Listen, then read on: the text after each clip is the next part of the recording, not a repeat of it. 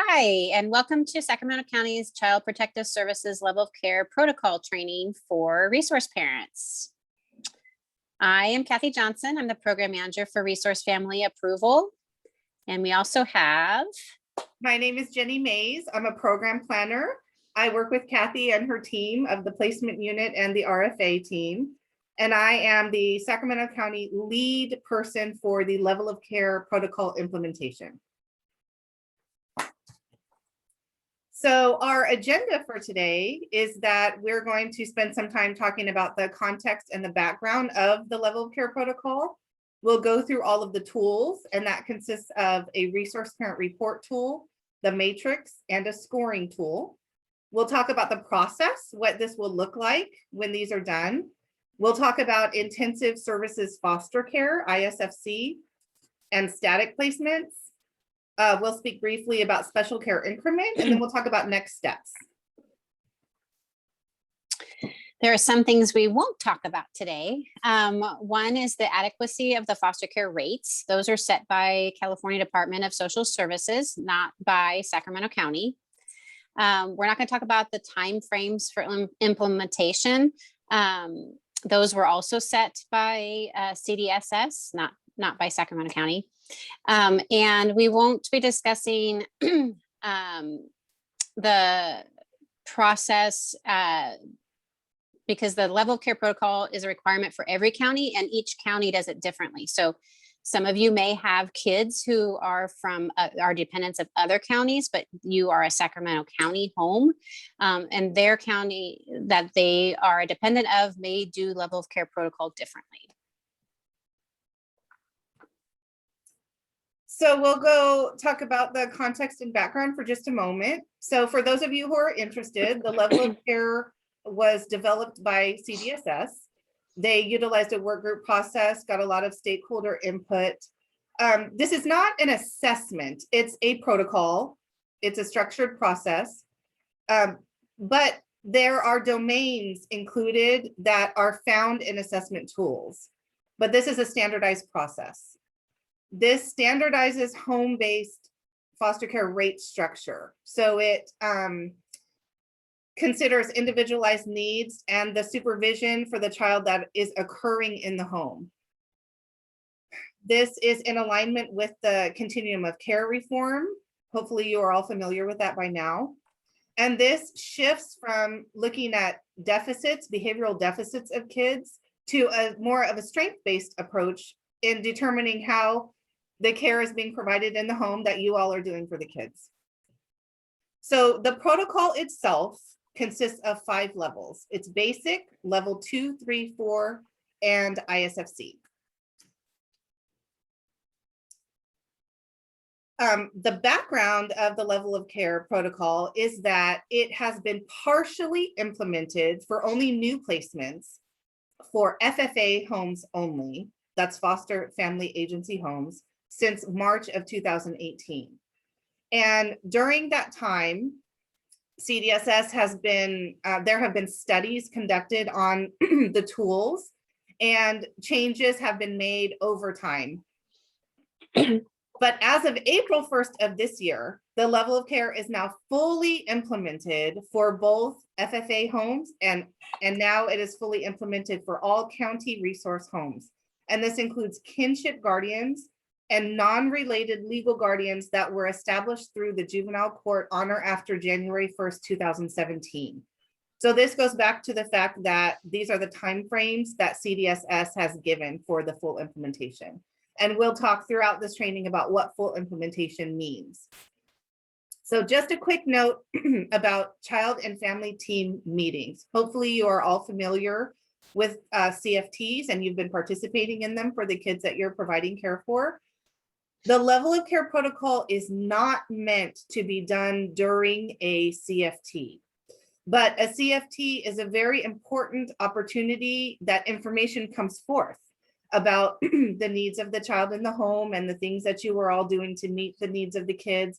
So it's an information gathering opportunity, but the level of care is not something that is going to be discussed in CFTs.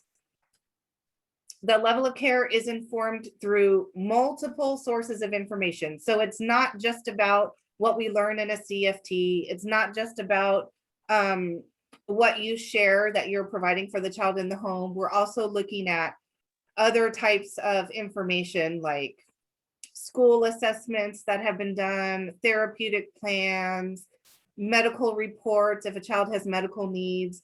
This is an informed process. So you will receive or have access to the Resource Parent Report tool. This is a tool that should be filled out by you after the child's been in your home for 3 to 5 weeks. So you get a kind of a sense of their needs and the supports that you're providing them. And you'll complete this tool and sign it. It's a report around the routine parental actions in caring for the child in your care that are beyond what is developmentally appropriate for the age of the child. The form, if you can see on it, has like a blue link, and that gives you information about developmentally appropriate milestones and things for kids by age. So for instance, on the first box, you can see where it's asking you about activities of daily living, like feeding, if you're needing to help with feeding or toileting, that kind of thing, bathing. So if it were an infant, you of course are doing those things, and that would be appropriate because they're not developmentally able to do that yet. But if it were a 10 or 12-year-old that was needing assistance with that, that would be something we would want to talk about and report on that tool. And just a reminder that each child who is placed in your home when a level of care is done will need a resource parent report tool filled out. So if you're providing care for a sibling group of 3, that would mean that you're filling out one of these for each child. So the matrix is another part of the tools. The level of care matrix, it has descriptions of the parenting interventions in the 5 domains. And the 5 domains are the physical domain, the behavioral emotional domain, education, health, and permanency or family services. Permanency and family services is things such as visitation and keeping the child connected to their communities of origin, things like that. So the lowest intensity level on the domains for each domain is the basic expectations of care for a child. And then the intensity levels go up depending on the care that's being provided in the home to meet the child's needs. So the social worker will, with all the information that they collect, will determine the most appropriate intensity level for each domain, each of these 5 domains that are listed on here, by identifying the parenting interventions that are being provided by you all in the home that are beyond what is developmentally appropriate for the child's age, as Kathy was just speaking about on the prior screen. This is a copy of the scoring tool. So you just need to be familiar with what this looks like. So when you see it, you'll know what it is. There is, of course, identifying information. What I would like to point out about this form is that this is an electronic form, and there are calculations embedded into this form. So it's by putting the identified intensity levels for each domain onto this form. The form then calculates what level the information rises to on the level of care protocol. So this is not a form that can be filled out by hand. It needs to be filled out on the computer to have those calculations figure out the correct level.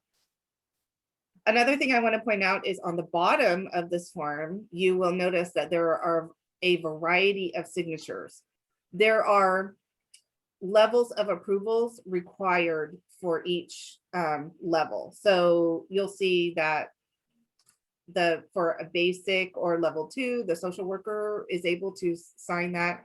Supervisors then need to approve level 3 or 4, and then ISFC or the alternative requires a manager signature, and static, which we'll talk about later, requires a manager signature. So the reason why I'm pointing that out to you all is so that you're aware that the social workers will not be able to immediately tell you the results of the level of care after they get it done, because they have to secure all of the approvals necessary to then be able to let you know what the result is. So there could just be a bit of time in there where, they have to, speak with their supervisor or manager, depending on what the result is. So the level of care process for new placements, like we mentioned, you will get the resource parent report tool after the child's been in your home, and you'll fill it out again between 3 weeks and 5 weeks of the child being there. Like Jenny mentioned, CFT meetings are an opportunity to discuss the information and gather information, but not fill out that form. During a home visit with the child's assigned social worker, that social worker will go through the responses on your resource parent report tool, and will probably ask some clarifying questions. The social worker will also speak to the child if that's age appropriate, as well as others who may reside in the home that also provide some care to the child, so that we're getting all the information to complete the level of care protocol forms. The social worker will review other sources of information, like there might be education reports, so school reports or therapy reports, any medical reports that might come forth if the child has some medical needs. The social worker will fill out that matrix that Jenny went over and the scoring tool based on all that information gathered, including your resource parent report tool. And then the social worker will be obtaining all those necessary approvals that was on the scoring tool that Jenny just showed you, all those signatures. And the scoring tool will then be forwarded for processing. And the resource parent, so you will receive a copy of the matrix and the scoring tool for your records. Department of Human Assistance will issue a notice of action, and then they will administer that a foster care rate that corresponds with the level on the scoring tool. For redeterminations, it's a similar process, but there's a different form that we will show you in just a minute. The CS80 would be the written request for a redetermination. This would happen if the child in your home's needs have changed enough to warrant additional resources. You can submit this request to the inbox that's on this slide. And then you will receive a message from the inbox that we received it, and providing further instructions with a copy of the resource parent tool again. So you would complete that again before the social worker's next home visit. Again, the same process, a social worker will come out, they'll go through that report tool with you. They'll ask some clarifying questions of what has changed for that child. The social worker will meet and speak with that child or anyone who's in the home who's also caring for that child. And the same process. So we'll look at any other additional reports. The social worker will fill out the matrix and the scoring tool again, and obtain all the approvals that are necessary. That tool will be forwarded for processing, and then you would receive copies again. And then DHA will issue the notice of action and administer the new rate that corresponds with the new level identified on the scoring tool. One thing we want to make sure that you are aware of that the redetermination does not guarantee a change in the foster care rate. This is the CS80 that I was just speaking about that you would fill out if there was a change and a redetermination request was needed. So you would fill out this information. A lot of it's just normal information that you would fill out, but towards the bottom, there's a section around the reasons for the redetermination being needed. And then information that you can provide to support the new request. Okay, so now we'd like to share with you some information about intensive services foster care. So you may recall earlier when we were talking about the various levels on the protocol that ISFC is the highest level on the level of care protocol. So intensive services foster care is a program, and it requires approval through CDSS. And there's two components of ISFC. There's the foster care rate reimbursement that goes to you all, the family. And then there's also a plan of intensive supportive services to assist the resource parent in meeting the needs of the child in the home. So ISFC is not available through the Sacramento County Resource Family Approval Program. We do not have a public ISFC model with approvals through CDSS. However, this program is available through many of our local foster family agencies in the communities. So if a level of care protocol is done for a child in your home, and it rises to the highest level on the protocol, in order for you to receive the ISFC rate and supportive intensive services, you would need to transfer your RFA approval from Sacramento County to an FFA that has an ISFC program. And then you would receive additional training because ISFC families are required to have additional training beyond the basic resource family approval required trainings. And you would receive approval from the FFA. That would mean you would no longer be a Sacramento County resource family. You would then be a resource family through one of our local foster family agencies. So if this ever happens with a child, this will not happen for every child because many children don't require intensive level care and supervision in the home, and so it won't apply to every child. But if this does happen that a level of care protocol is done for a child in your care and the ISFC threshold is met and that is the result, then the social worker will give you guidance if you should want to pursue being able to receive those supportive services in the higher rate by becoming an ISFC approved family with one of our local FFAs. You'll receive guidance on that.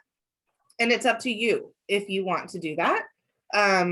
We would also be working together in partnership, the county worker and you and the rest of the child's team to make sure that services are in place, whether it be behavioral health services such as RAP or TBS or the variety of services that are available through behavioral health. Those would need to be, make sure that the child's needs are being met, but it is up to you if you would want to move your RFA approval to an FFA. If you don't choose to do that, then it would default to level 4, which is the highest rate that you can get before ISFC.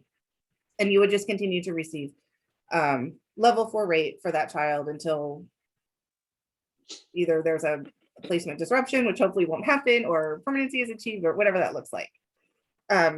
So again, I just want to emphasize, you will receive instruction about this. We didn't put all of that instruction in this training because it won't apply to everybody, but you will receive guidance on that, on how to do that if you were to want to do that. So static placements, though, this is something that can apply to our county resource family homes. So static is a temporary elevated rate that is for the first 60 days of a placement while the level of care is being done to establish what the ongoing foster care reimbursement rate will be. So static may be applied when a placement need is urgent and additional resources are necessary due to the higher level of supervisions related to one or more of the following indicators. And you can see that the menu of static indicators is on this slide.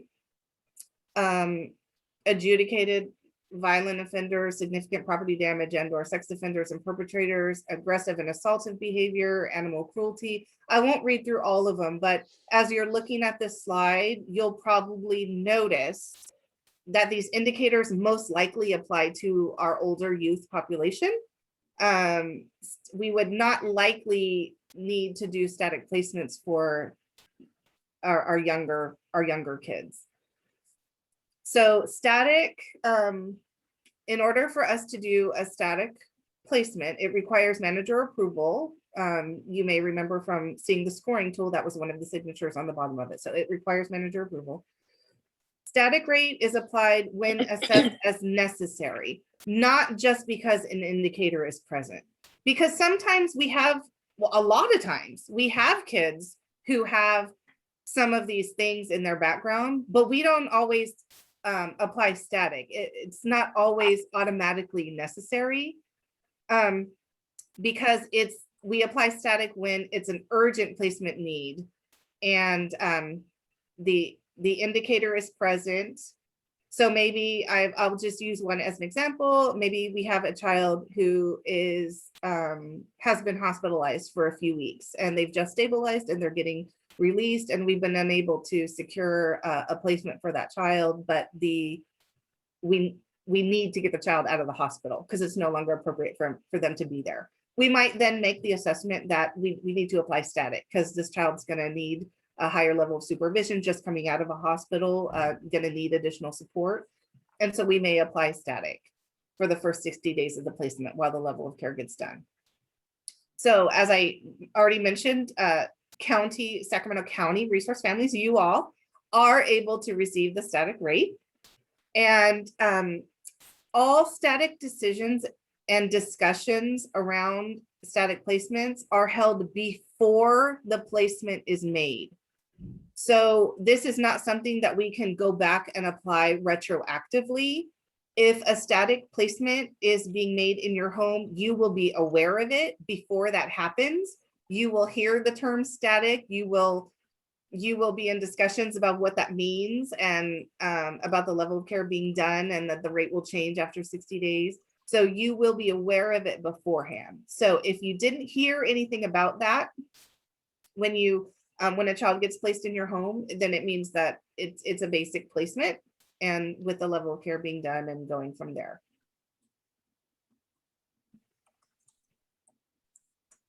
So here is a slide for your reference about timeframes and effective dates of the rates. So we've been speaking about the different types of levels of cares that will be happening for kids.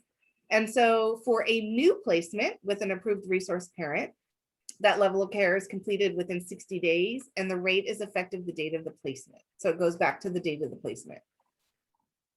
For a new placement with an approved resource parent where we applied static for those first 60 days, the level of care gets completed within the first 60 days, and then the rate is effective when the static period is over. The rate that the level of care protocol established will be starting when that 60-day window ends for the static rate. For a new placement with a non-RFA approved resource parent, so this would be like an emergency placement, an emergency 309 placement with a relative or a non-related extended family member. The level of care is required within 60 days of the RFA approval. So the family would, for any of you who have emergency placements of kin children in your home right now, and you're going through the RFA approval process, as soon as you receive your RFA approval, then the level of care then applies and would be done within 60 days of that approval. And the rate would be effective back to the date of the approval, the RFA approval. And then for our redeterminations that Kathy talked about, when you all request a redetermination because the needs of the child have changed and additional resources are needed, the level of care would be done within 60 days of the date the request was received by the inbox. So that's why it's important for all of those requests with the CS80 form to be submitted to that inbox, because that's what starts the process for the redetermination level of care to be completed. And then the rate would be effective back to the date that the redetermination request was received by the inbox. So just a couple of notes. Each level of care, we've said it previously, but really want to emphasize it. These are specific to the resource parent, you all, and the child in your home. This is specific to the care that you all are providing to kids on the day-to-day basis to meet their needs, make sure that they have everything that they need. So the rates do not carry over from placement to placement. The rate will always start at basic, and then the level of care is done in the 60 days. But if there is a change of rate through the level of care process, so let's say a child gets placed at a basic placement, then the level of care is done. And as an example, the result is level 3. That rate then goes back to the date of the placement. So it's not like, it's not as if your efforts and care of that child is going unnoticed for those first 60 days. The rate would go back to the date of the placement. If a placement does not last 60 days, for some reason it disrupts, or for some, or we know it's going to be a temporary placement. Maybe a child already has another placement and they're just coming temporarily, and that is going to be less than 60 days of a placement, then a level of care would not apply, because level of care applies when a child is in placement for 60 days or longer than 60 days. So what are the rates, right? You're probably wondering. So here is a picture of what the rates are for basic, level 2, 3, 4, and I put ISFC on these slides, even though we said that you wouldn't be able to receive that rate as a Sacramento County resource family, but just in case you were curious, there is an administrative portion of the ISFC rate for FFAs, because remember, I mentioned that part of the ISFC rate is intensive supports to the home. So of course that requires support to do that through the agency. So there's an administrative portion. And then the static rate is actually the same as the ISFC rate, but we don't want those two to be confused. They are two separate, different, distinct things. And if I made this PowerPoint inclusive so that you'd be able to go back and reference. If you have questions after you watch this training, you will have this PowerPoint to be able to provide guidance. So if you'll notice, the difference between each rate is just a little over $100, going from basic to level 2 and then up to 3 and to 4. And then just another thing to point out, that the foster care rates change every July. July is quickly approaching right now. So the information on this slide is going to be outdated come July when the rates change. But just wanted to give you an idea of what they look like at this time.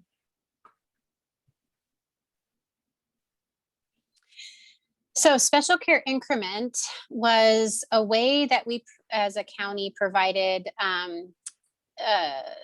additional funds when there was a special need in the home that the child required. And so with the implementation of level of care, it serves the same purpose as special care increment has in the past. So there will be no new special care increment requests after April 1st, which right now we're in May. So we've stopped approving the special care increment requests because level of care is now in place. If you're already receiving a special care increment, that will remain in place at this time. Now you can't do special care and then do LOC. It would switch if you did a CS80 for the redetermination. So if additional resources are needed to meet the child's need right now, after April 1st, then you would use the CS80 form to request a redetermination, and then you would go through that process like we did a few slides back. So what's next? Like I mentioned, the level of care protocol will be done for any child or non-minor dependent placed in your home on or after April 1st. If you're currently going through our RFA process for a child or for a child placed in your home, regardless of the placement date, the level of care would apply after you received your RFA approval. If a child was placed in your home before April 1st and that needs of the child require additional resources, then you can request a redetermination by submitting that CS80 that we keep talking about and submitting it to the address on the screen. And then just a reminder again that the redetermination does not guarantee a change in the foster care reimbursement rate. Like Jenny mentioned, the scoring tool has ranges. And so changes on that don't necessarily mean there's a change in the rate. And then if you are receiving a special care increment for a child placed in your home currently, then that would remain in place at this time. Okay, so our PowerPoint with you today is coming to an end, but we did not want to end this opportunity of being in front of you all without just expressing our gratitude for what you do. So whether you are a new resource parent or one who has been doing this for years and years, the day-to-day care that you provide to kids is the primary and most critical intervention that our kids receive during their entire time in the child welfare system. So we want to just acknowledge that and thank you for everything that you do. You make a difference whether you feel like you do or not with the kids and the families. And we just really appreciate you. You may be thinking after hearing about the level of care protocol and hearing that it's been kind of partially implemented for new placements with FFAs back to 2018. You might be thinking that, okay, the county social workers really know how to do this. They have this down. But in reality, this is kind of the full implementation is much more than the partial implementation that was going on for the FFA families back to 2018. And we have many more county resource families than we do FFA placements. So there are some social workers out there who they've had kids placed with you guys this whole time, and they haven't necessarily had to do a level of care, or they haven't had to do a lot of them because there hasn't been a lot of movement of kids on their caseload in FFA placements. So if we could just assume positive intent with this process and just be as collaborative as possible and just understand that there's a learning curve for all of us with the full implementation. And there might be some things that we're needing to work out and figure out case by case as time goes by. If we could all just have that understanding, I think that that's the best approach we can take with this. We have done some trainings already on the full implementation for county staff. I'm sure not everybody made it to those trainings. We'll need to be doing some more. And I mentioned that I'm the lead, so I'll be out speaking to teams about this process just to make sure that it's going on. But I just wanted to just share. So I shared with social workers the same thing that I'm sharing with you about really needing to be collaborative and patient with everybody as we're getting these levels of care done for kids. So I just wanted to just to let you know from county side and what this looks like as far as social workers' knowledge about this. It's different for every social worker. Some have done several of these already, and then some not so much. So, but we are excited that this is now in place for our county families. We're excited to bring you this training, and that leads me to our final slide of, if you have questions, for any questions that you may have that are related to a specific child in your home, those should be directed to the assigned social worker for that child. If you're not sure who that assigned social worker is, because as we know, sometimes cases transfer, they transfer between programs, they transfer between workers at times.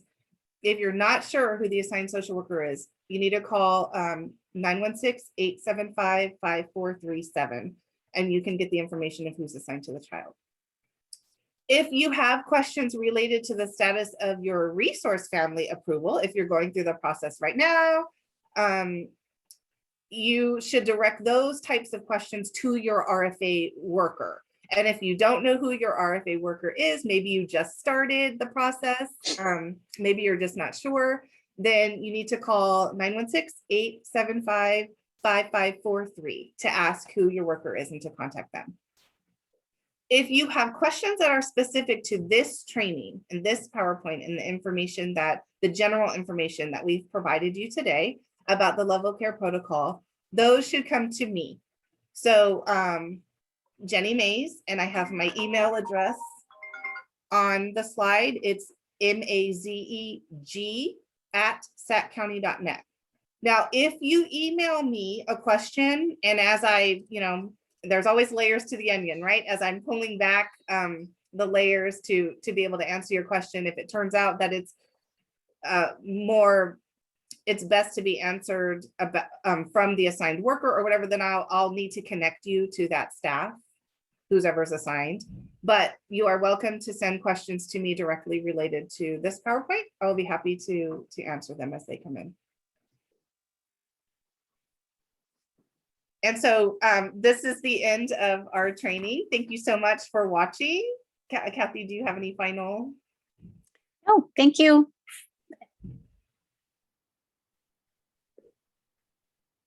All right, take care.